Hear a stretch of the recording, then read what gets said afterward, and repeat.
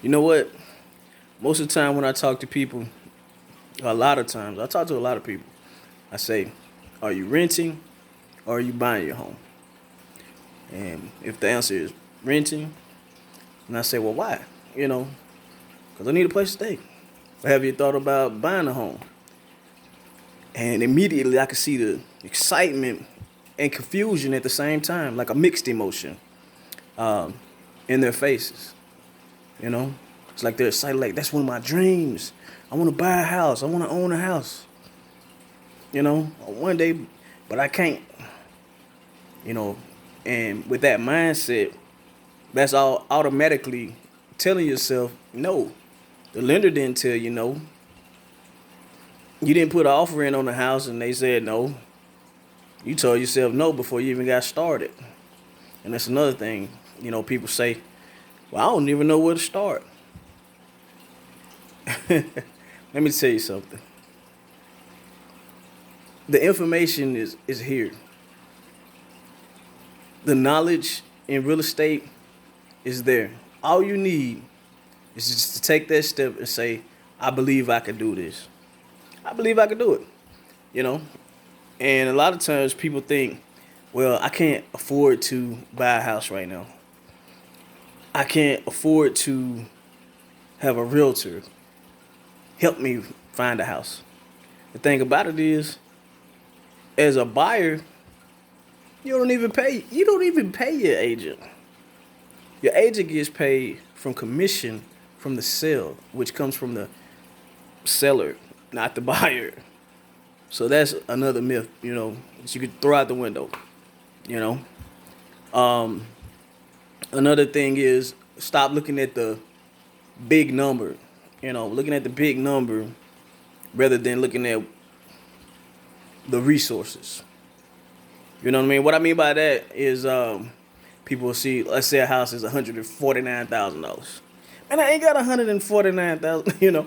I don't have $149,000 at the moment to invest in my future, to invest in buying a home right now. I don't have that type of money, that kind of cash asset or that type of resource available at the moment. I don't have those reserves, so to say. You know, but the thing about it is, you don't have to have that type of money just laying around to buy a home. But what you do need to do is to work towards getting your credit straightened out. If it's not straightened out, most people say, well, I don't have good credit. I got bad credit. And I say, now I don't want to know what your credit score is, but do you know what your credit score is? And most people don't even know that. Most people don't even know what their own credit score is.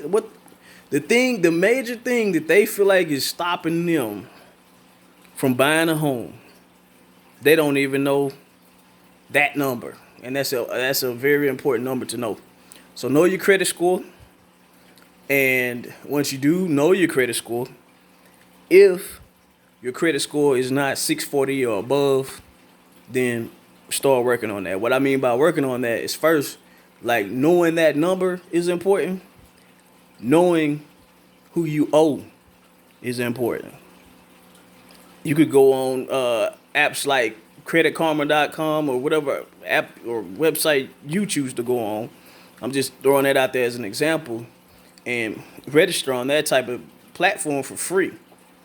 You register on there and you can look and see kind of like a rough estimate of what your credit score is. And the reason why I say that is because when you're buying a home, they do a different measurement of your credit, so to say. But you can get an idea. And also, you could go on there and you can look and see. You can look and see what your accounts are, like who you owe. My brain went pause for a minute.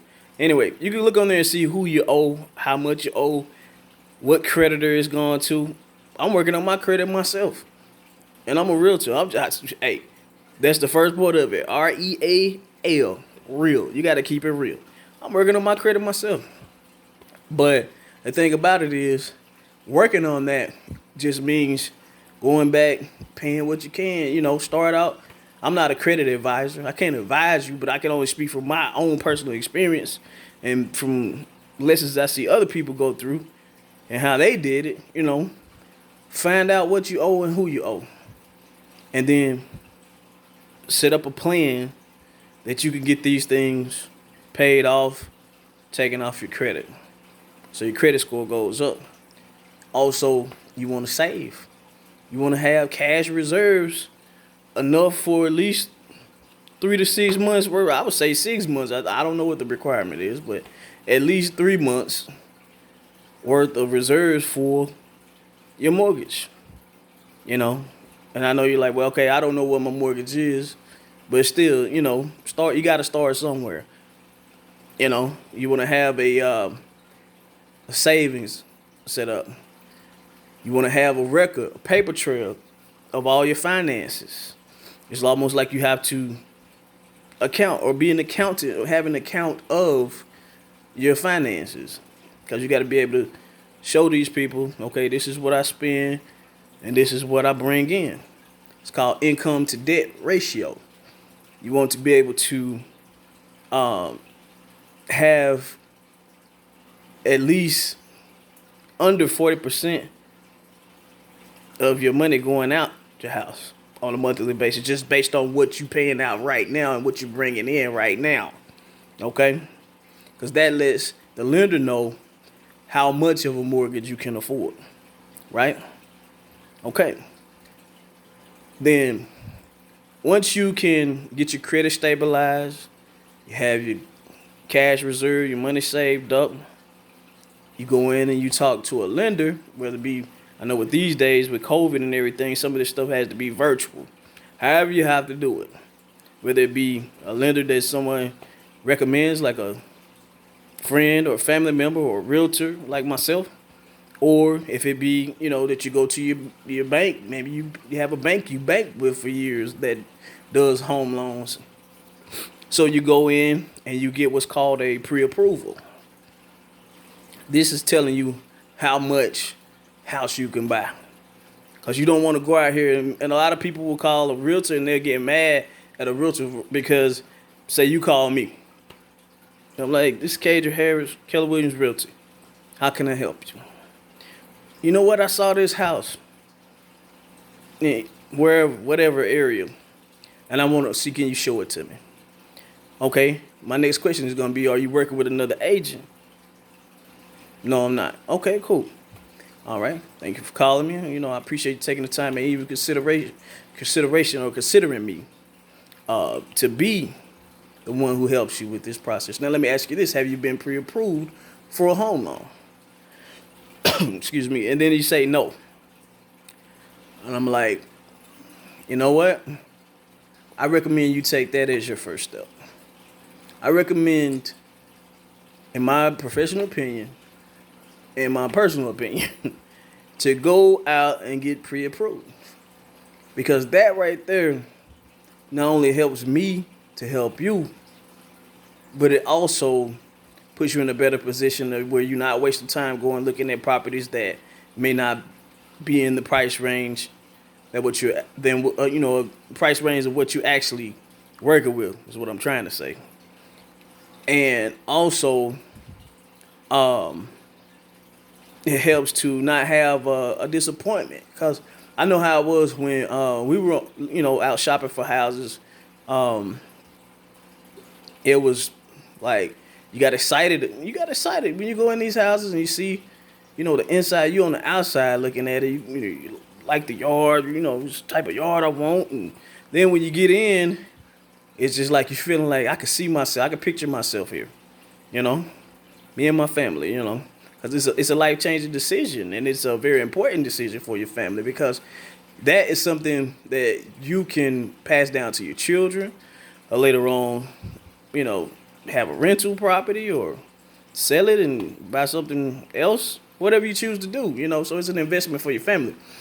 So it helps to be pre-approved so that you're not setting yourself up for disappointment.